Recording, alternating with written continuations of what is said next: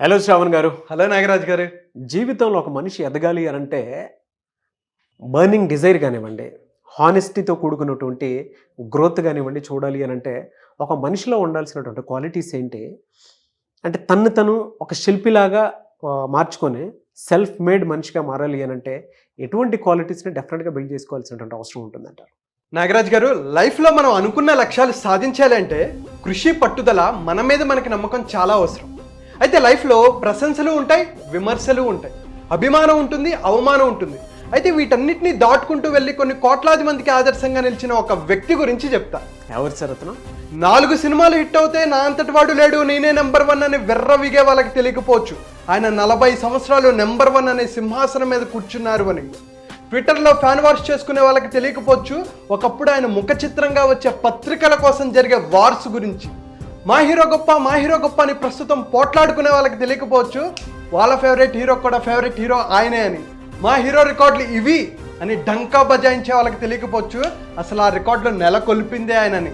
రోజంతా కష్టపడి రిక్షా తొక్కి అలసిపోయే రిక్షావాడి దగ్గర నుంచి రాష్ట్రాన్ని నడిపించే ముఖ్యమంత్రి వరకు, అక్షరం ముక్క చదువుకొని రోజు కూలీ నుంచి ఐఏఎస్ అధికారి వరకు, అప్పుడే సినిమాలు చూడటం మొదలెట్టిన 6 ఏళ్ల పిల్లాడి నుంచి 80 ఏళ్ల ముసలాడి వరకు ఎంతో మంది అభిమానం సొంతం చేసుకున్న వ్యక్తి ఆయన. అంతెందుకండి, ఆయనతో సినిమా చేస్తే నా లైఫ్ సెట్ అయిపోతుంది అని ఆలోచించే డైరెక్టర్లు ఎంతమంది, తనతో సినిమా నిర్మిస్తే నేను కూడా చరిత్రలోకి ఎక్కేస్తానని వెంపర్లాడే ప్రొడ్యూసర్లు ఎంతమంది, తన పక్కన నటిస్తే చాలు నేను కూడా అగ్ర హీరోయిన్ల స్థాయిలోకి వెళ్ళిపోతానని తహతహలాడే హీరోయిన్లు ఎంతమంది, ఆయన సినిమాకి డిస్ట్రిబ్యూషన్ చేస్తే దిమ్మ తిరిగిపోయే లాభాలను పొందొచ్చని ఆశపడే డిస్ట్రిబ్యూటర్లు ఎంతమంది. ఎందుకంటే ఆయన సినిమా ఆడుతున్న థియేటర్లో సైకిల్ పార్కింగ్ డబ్బులు కలెక్ట్ చేసుకుని మెర్సిడెస్ బెంజ్ కొన్న వాళ్ళు ఉన్నారు, సమోసాలు అమ్ముకొని స్థలాలు కొన్న వాళ్ళు ఉన్నారు, బజ్జీలు అమ్ముకొని బంగ్లాలు కట్టుకున్న వాళ్ళు ఉన్నారు, టీలు అమ్ముకొని హోటల్స్ పెట్టుకున్న వాళ్ళు ఉన్నారు. ఇంకా చెప్పాలి అంటే ఆయన సినిమాకి బ్లాక్లో టికెట్లు అమ్ముకొని పిల్లల్ని చదివించి పెళ్లిళ్ళు చేసిన వాళ్ళు ఇంకెంతో మంది ఉన్నారు. ఎందుకంటే ఆయన తెలుగు సినిమా రూపురేఖలనే మార్చేశారు. కొత్త తరం ఫైట్ మాస్టర్స్కి ఆయన ఎనర్జీకి తగ్గట్టు ఫైట్లు కంపోజ్ చేయడం ఒక ఛాలెంజ్, కొరియోగ్రఫర్స్కి ఆయన స్టైల్కి తగ్గట్టు, ఆయన గ్రేస్కి తగ్గట్టు డ్యాన్సులు కంపోజ్ చేయడం ఒక ఛాలెంజ్, మ్యూజిక్ డైరెక్టర్కి ఆయన డ్యాన్సులకి తగ్గట్టు మ్యూజిక్ కంపోజ్ చేయడం ఒక ఛాలెంజ్.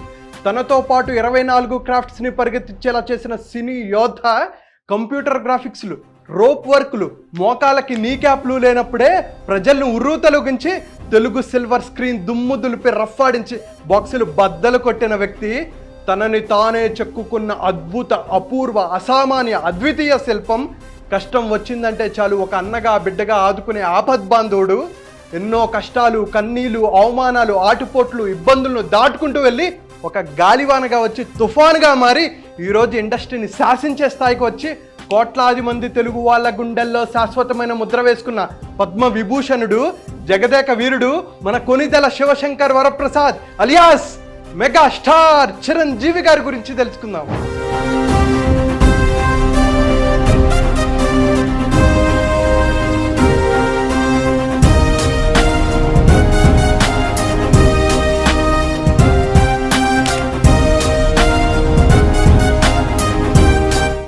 చిరంజీవి గారి గురించి మాట్లాడుకోవాలంటే మనకు ఒక రోజు సరిపోదండి.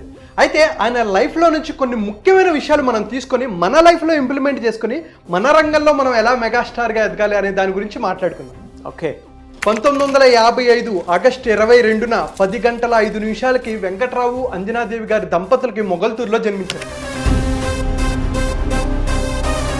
అప్పుడు వెంటనే డాక్టర్ గారు ఆ బాబును బయటికి తీసుకొచ్చి, ఇదిగోండి ఇతను మెగాస్టార్ చిరంజీవి అవుతాడు, కొన్ని కోట్లాది మంది అభిమానులను సొంతం చేసుకుంటారు అని ఏం చెప్పలేదండి. ఎందుకంటే ఆయన చాలా కష్టపడ్డారు. తాతగారు శివభక్తుడు కావడంతో శివశంకర్ వరప్రసాద్ అని పేరు పెట్టారు. అయితే నాన్నగారు పోలీస్ అధికారి, కానీ ఆయనకు కూడా ఒక సినిమాలు అంటే బాగా ఇంట్రెస్ట్. 2-3 సినిమాల్లో కూడా యాక్ట్ చేశారు. అయితే చిన్నప్పుడు చిరంజీవి గారి ఇంటికి ఎవరైతే వస్తారో, శివశంకర్ వరప్రసాద్ ఎవరైతే ఇంటికి వస్తారో వాళ్ళందరినీ ఇమిటేట్ చేసేవాళ్ళు. అయితే 10th క్లాస్లో ఉన్నప్పుడు ఒకసారి ఏం జరిగిందంటే, ఒక ఫ్రెండ్ నాటకం వేస్తుంటే అరే ఇలా చేయి అని చెప్పేసి సజెషన్స్ ఇస్తున్నారనమాట.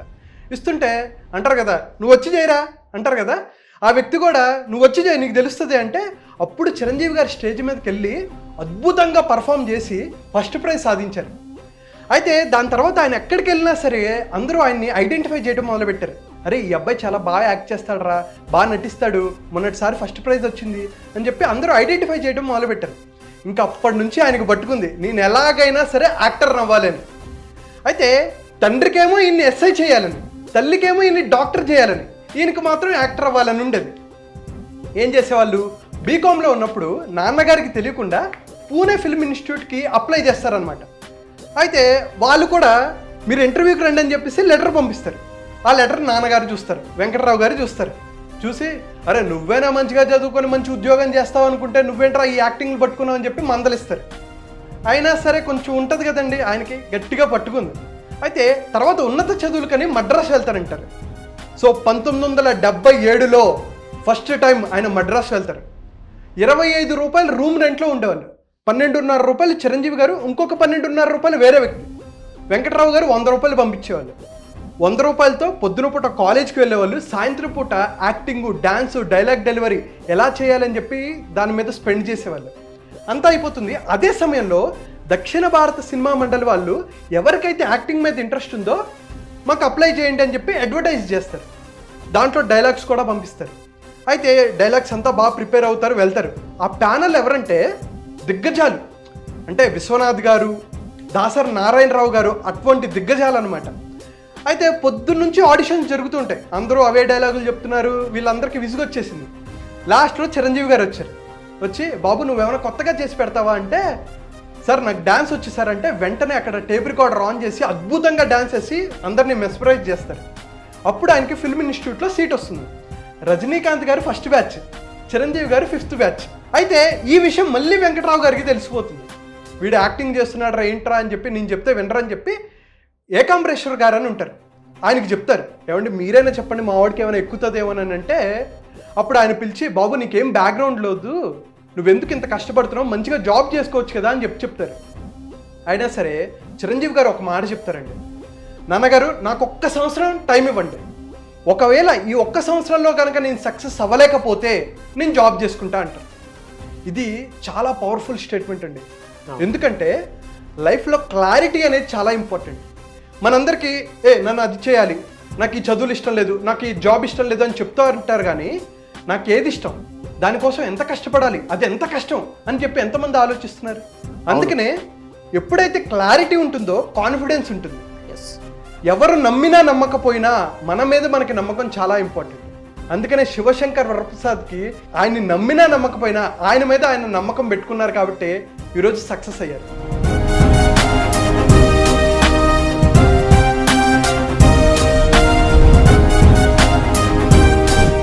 అయితే ఆయన ఫిల్మ్ ఇన్స్టిట్యూట్లో ఉండగా ఆయన ఫ్రెండ్ సుధాకర్ గారు, మనం తెలుసు కదండి కమిడియన్ సుధాకర్ గారు, ఆయన ఫస్ట్లో హీరోగా యాక్ట్ చేసేవారు. అయితే ఆయనకి 2 సినిమాల్లో ఆపర్చునిటీస్ వచ్చింది. ఒకటి తమిళ్లో పెద్ద డైరెక్టర్ అయిన భారతీరాజా గారి సినిమాలో ఆపర్చునిటీ వచ్చింది, ఇంకోటి సైడ్ క్యారెక్టర్. అయితే ఈయనకు మాత్రం అనిపించేది, భారతీరాజా గారు కూడా అంటారనమాట, నువ్వు ఏదైనా ఒక సినిమానే చెయ్యి, ఇది మెయిన్ లీడ్ కాబట్టి ఇదే చేయంటే భారతీరాజా గారి సినిమాలో యాక్ట్ చేయాలని చెప్పేసి ఈయన ఏం చేస్తారు, అరే నేను ఆ సినిమాకి ప్రామిస్ చేశా కదా కానీ ఈ సినిమానే చేయాలని చెప్పి పెట్టుకుంటారు. ఎలా చెప్పాలి ఆ ప్రొడ్యూసర్కి డైరెక్టర్కి అని చెప్పేసి చిరంజీవి గారిని తోడుగా తీసుకెళ్తారు.